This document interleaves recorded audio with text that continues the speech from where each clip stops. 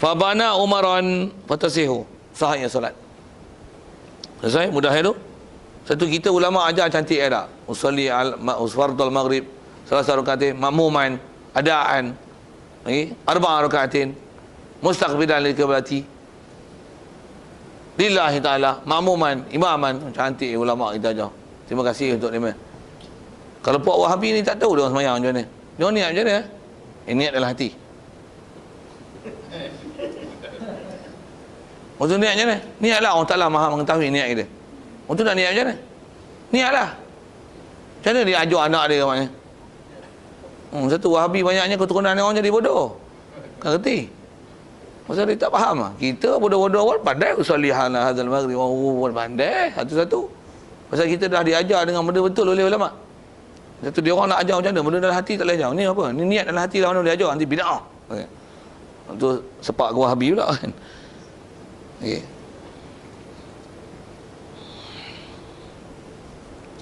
Jadi wajib ala makmum yanwiyal i'timam. Kalau jadi makmum wajib niat imam.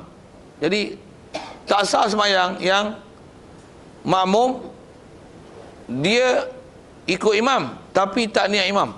Batal sebenarnya. Dan dobit bekalnya makmum yang dia tak niat imam. Tak niat ikut imam. Ataupun tak niat jadi makmum. Sedangkan dia ikut imam. Dan dia ikut tu dengan tahapnya menunggu imam. Batal. Dia tak ikut imam. Pasal apa? Imam ni colour lain. Dia colour lain. Tu colour biru sikit. Kata dia tak ikut yang ni. Nak sembahyang seorang-seorang pelik kan? Nak sembahyang asing pada orang susah lah. Dia nak pergi jemaah, ikut juga lah belakang. Allah Akbar. Tapi tak niat ikut imam. Tak niat ikut imam. Untuk macam mana?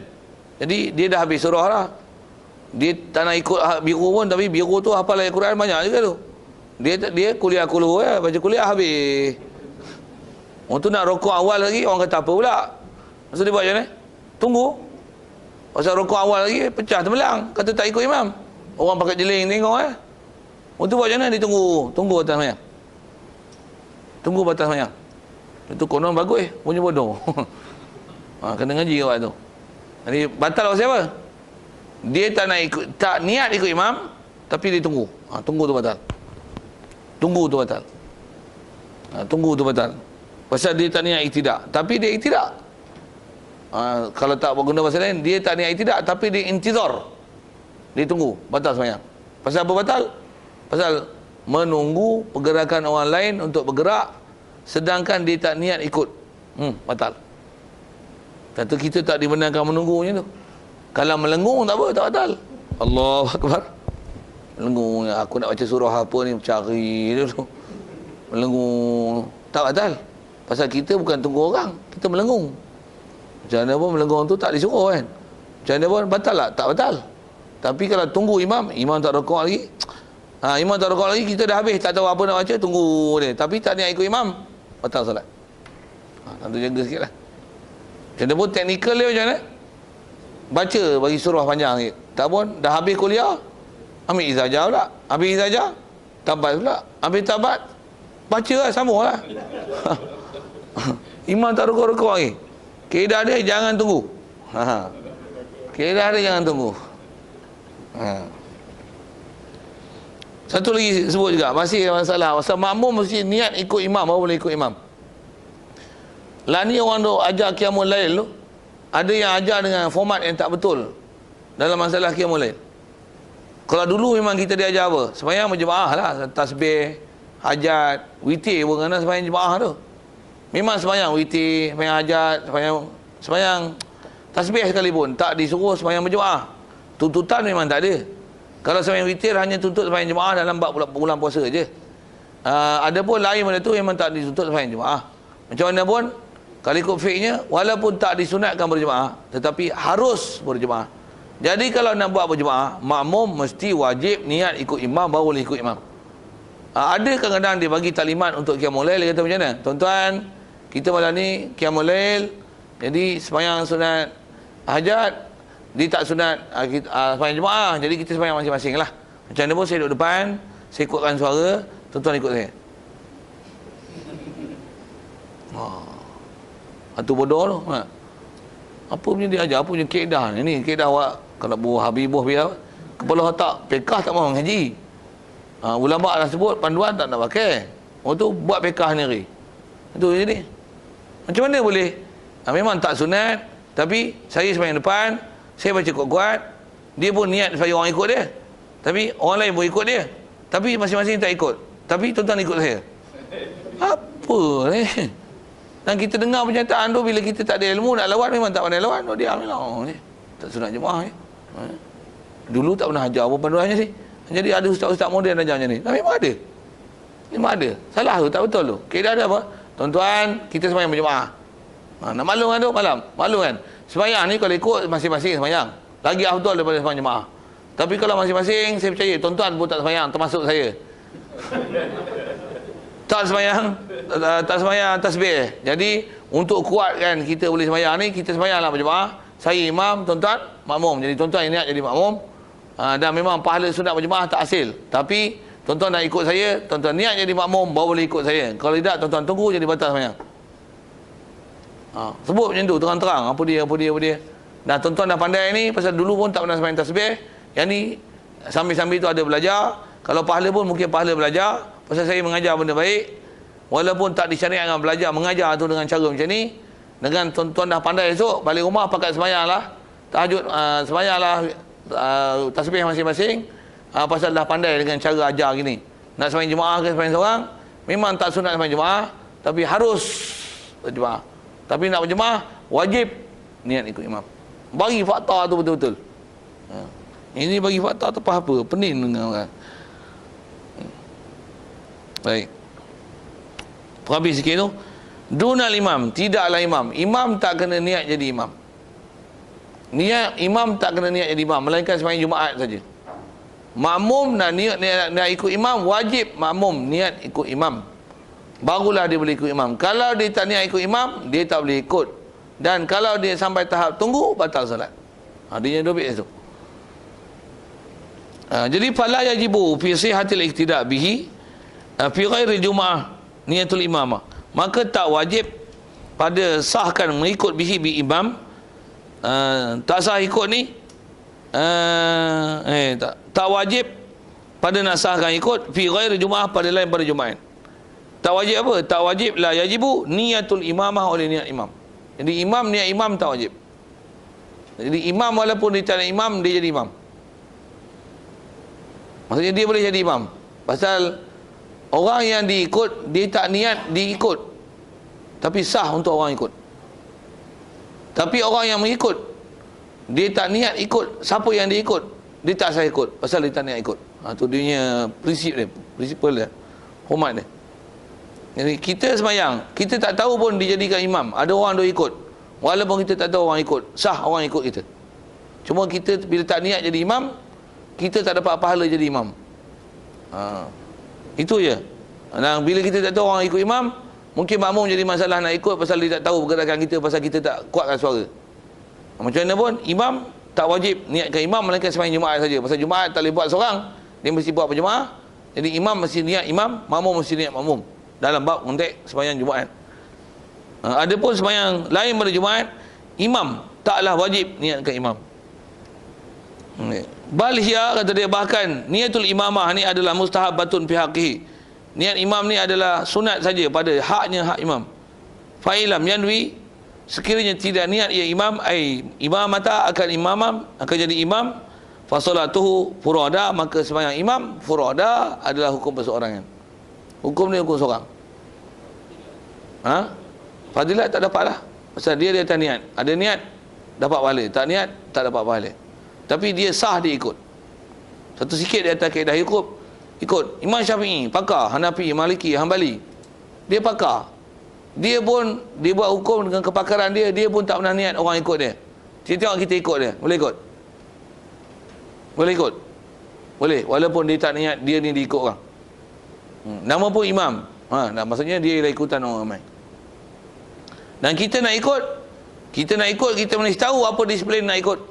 Jangan ikut bodoh-bodoh. Kena tahu peraturan. Tu yang kita ngaji fiqh untuk tahu disiplin ikut macam mana nak ikut Imam Syafi'i. Pasal kita nak ikut imam, mesti tahu apa disiplin ikut imam. Imam dia tak perlu tahu kita. dan dia tak niat pun untuk kita. Biar kat dia. Tapi kita nak ikut dia, kita mesti tahu disiplin apa kita nak ikut dia.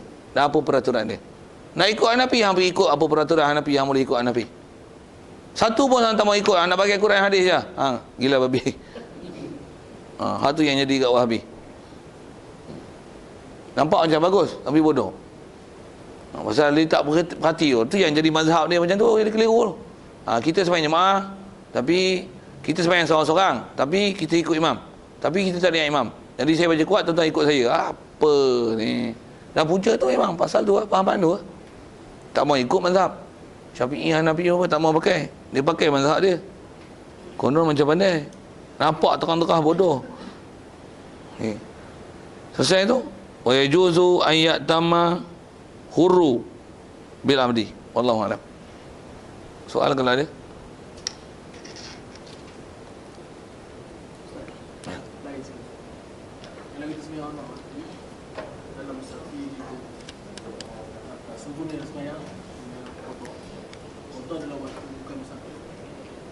Okey. Atas nama huruf tu. Ya. Ya.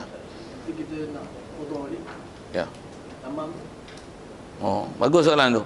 Kalau sembahyang dalam keadaan musafir, tengok-tengok bahasa mudahnya, dalam masa sembahyang musafir tu sama ada jadi tak sah ataupun tak dikira ataupun tak sembahyang pun dulu, tapi masa tu musafir.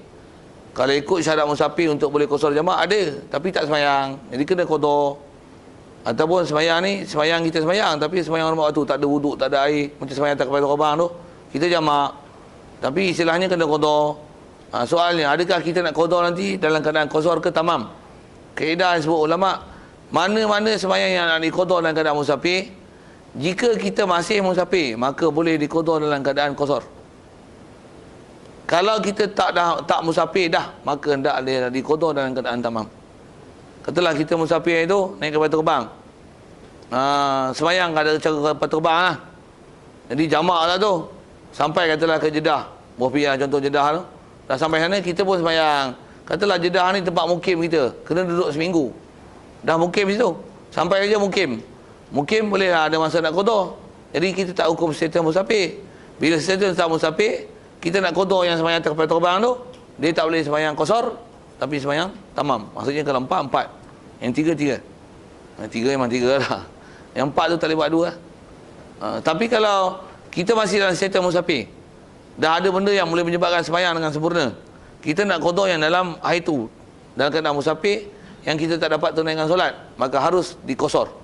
Jadi sembahyang yang dulu ditinggal ataupun dibuat yang kena qada dalam keadaan musafir, sekarang nak diqada. Jika dalam musafir, maka boleh diqada dalam keadaan qasar. Kalau dalam keadaan mukim, maka tak boleh diqasar. Boleh. Cerita dia tentang qada tu lah, kan? Fokus dia. Jadi kalau masih dalam keadaan musafir, boleh qada dalam keadaan sembahyang tersebut diqasar. Kalau dah tak musafir, maka hendaklah diqada dalam keadaan sembahyang itu tamam. Okay. Bahasa pendek dia tu. Ada ni.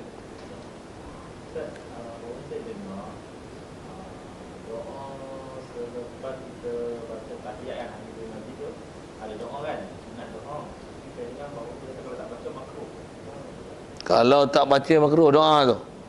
Oh, dia memang ada doa yang tak baca tu makruh. Pasal ada ulama yang mewajibkan dia. Doa tu doa dajjal lah. Bukan doa dajjal tu. Doa Allahumma inni a'udzubika min azabil qabri wa min azabin nar wa min fitnatil mahya wal mamat wa min fitnatil masihid dajjal. Doa tu. Pasal doa tu ada khilaf ulama mengatakan dia wajib ataupun tidak. Memang kita masyhur tak dengar tak wajib lah. Yang tu yang kita dengar dalam kaedah kita Syafi'i. Dan dalam mazhab Syafi'i juga tu ada ulama yang mengatakan doa itu wajib dibaca. Doa itu wajib dibaca. Jadi di atas kata ada ulama yang mewajibkan dia, dan ada ulama yang katakan tak wajib. Kita eloknya beramal dengan keluar daripada khilaf ni. Apa keluar khilaf? Macam mana nak keluar khilaf? Bacalah. Bila baca macam mana? Memang tak ada siapa petikai sembahyang kita pasal kita telah buat doa itu. Jadi bila kita tinggalkan macam mana? Itu ada makruh. Tinggalkan doa tu. Pasal apa? Pasal ada ulama mewajibkan dia. Jadi andai kata pendapat ulama tu betul macam mana? Habis nanya sembahyang kita tak sah. supaya nak confirmkan sah sembahyang macam mana? Bacalah doa tu. Untuk nak baca macam mana kalau tak hafal? Tu kena hafal. Tapi di atas kata, ada ke doa yang makruh, yang kata kalau kita tak baca makruh tu? Ya, ada. Atas pendapat yang kata wajib tu lah, maka meninggalkan dia adalah makruh. Lain pada doa tu. Yang ada hukum makruh, yang ada ulama wajibkan doa tu saja. Kalau Allah maghfir lima qaddam tu tak ada ulama yang mewajibkan. Tapi kalau doa fitnah masih wa dajjal tu, ada ulama yang mewajibkan dia. Jadi kalau boleh apalah, Allahumma inni zalamtu nafsi. Allahumma inni a'udzubika, sikit je pun. Allahumma inni a'udzubika min azabil qabri, min azabin nar, wa min fitnatil mahya wal mamat, wa min fitnatil masiihid dajjal. Sikit pun, 4 betul ya. Macam mana? Allahumma inni a'udzubika min azabil qabri, wa min azabin nar, wa min fitnatil mahya wal mamat, wa min fitnatil masiihid dajjal. Allahumma inni a'udzubika min azabil qabri, wa min azabin nar, wa min fitnatil mahya wal mamat, wa min fitnatil masiihid dajjal. Allahumma inni a'udzubika min azabil qabri, wa min azabin nar, wa min fitnatil mahya wal mamat, wa min fitnatil masiihid dajjal. Allahumma inni a'udzubika min azabil qabri, wa min azabin nari, wa min fitnatil mahya wal mamat, wa min fitnatil masiihid dajjal. Hilang makruh. Tak ada siapa khilaf sembahyang dah.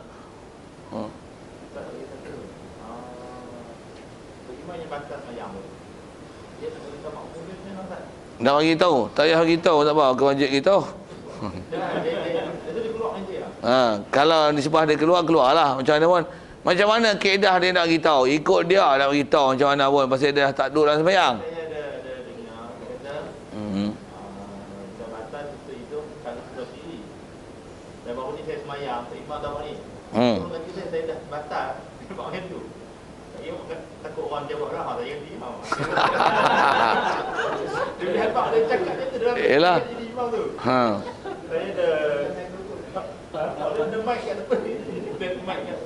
Dia bagi tahu tu. Dia kata, ni orang belakang tu kata saya dah batal ni. Tapi yang saya tahu dia kata untuk hidung paling sebelah kiri. Itu doang. Macam mana tu? Itulah kalau ikut imam ni bila dia batal dah sembahyang dah. Nisbah dia nak bagi tahu, kalau ikut tak bagi tahu tak apa. Lari ya. Belah itu. Jadi siapa-siapa yang ada gantilah, dan sedia maklumlah makmum ni bila tengok imam lari, carilah imam lain. Kalau pakat lari semua, istilah lari semua tu maksudnya mufarakah lah kan. Mufarakah lah. Maksudnya bila imam tak ada, pakat-pakat sembahyang lain pasal tak ada orang nak menyanggup ganti. Itu mufarakah, istilahnya pakat sembahyang sendiri-sendiri lah. Tak ada istilah mana yang cacat tak, kalau seingat saya tak ada kaedah yang khusus. Lagipun imam bila dah status luar sembahyang, macam mana dia nak bagi tahu orang? Ikut dia nak bagi tahu kenapa? Oi, aku batal, ganti aku. Itulah, jangan menyaut tu. Okey. Tu. Walau satu, tak payah belah je. Satu, imam kalau ikut di sebelah nak maklum, dia boleh maklumkan apa cara. Tapi kalau kata dengan dia tak maklum pun, orang akan sedar, orang akan faham bahawasanya hilangnya dia di hadapan tu adalah perlu diganti, gantilah. Macam mana pun, mungkin dalam keadaan sujud orang tak faham, macam tu lah kan, tak sedar. Jadi bunyilah tu imam batal. Bunyi sesuatu macam tu cukup lah. Jadi orang yang dengar dia boleh faham untuk ambil informasi itu, untuk ambil tindakan. Macam mana pun kalau dia tak maklum, tengok-tengok buat imam ni tak bangun-bangun. Jadi kaedah dia, kalau masing-masing bangun, jadi selesai je lah sembahyang masing-masing. Kalau tak ada yang sudi untuk mengganti. Kalau ada yang bila dia bangun, imam tak ada, dia sendiri bangun. Dia dah bangun berdiri, dia takbir kuat untuk disebah dia intiqalat, dan untuk isyarat dia ambil alih walaupun dia tak duduk belakang imam. Dia Allahu Akbar, orang mau bangun, dia tahu imam duduk belah nu. Boleh? Itulah kalau buat lawak, dia macam-macam lawak dia buat tu. Kalau dia sujud dia batal, tapi dia untuk takbir Allah Akbar bagi orang makmum dan kita batal. Oh, dia dah batal tapi dia takbir. Dia takbir bagi batal, dia nak Supaya nak bagi orang tahu. Kalau dia takbir tu, jadi soalan dia, kalau pasal kaedah kita dah jauh tadi, kalau dia dah terbatal, dia buat sesuatu lafaz ke, perbuatan ke, yang dinama perbuatan dia masuk perbuatan solat, batal batal sembahyang. Perbuatan tu haram dan berdosa. orang ikut, Ha? orang ikut. Orang yang ikut tak ada apalah. Tak ada masalah apa-apa lah. Dia berubah dari sudut ke sudut. Tak ada masalah itu. Tapi nisbah dia itu sendiri, dia kosotkan itu dalam perbuatan solat, perbuatan tu haram kat dia. Pasal mana dia boleh takbir untuk sembahyang sedangkan dia dah bukan dalam keadaan yang cukup syarat untuk melakukan ibadat solat. Takbir itu haram. Buat takbir raya kan? Dia keluar-keluar dia takbir raya. Allahu Akbar, Allahu Akbar tu. Tu ikut dia lah kalau ikut. Dia nak nyanyi lagu Helicat pun tak apa kan. Dia kata ku nantimu di pintu syurga. Ikut lah kan. Nanti apa lagi ya? Nanti aku pergi dulu lah kan. Andainya engkau pergi dulu sebelumku. Okay. Aku pergi sebelummu. Aku dah batal sembahyang. Okay. Pergi. Ikut dia pasal dia dah luar sembahyang. Macam tu kan. Buat lawak tu kata. Buat lawak macam-macam lawak boleh buat. Tapi peraturan solat tu, macam tu lah dari segi imam tu, dia tak disebab khusus, tak ada apa-apa yang diajar atau prinsip khusus untuk imam tu memaklumkan yang dia dah batal. Tak ada. Ingat tak ada.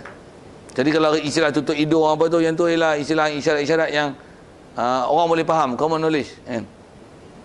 Memang tutup hidung ni maksudnya faham lah, kentut ke busuk ke apa ke, ada lah, najis ke apa ke, ada sesuatu lah. Tukar. Bismillahirrahmanirrahim. Allahumma nur qulubana wa nur hidayatika kama nawartal arda wa nur syamsika badana wa bi rahmatika ya arhamar rahimin.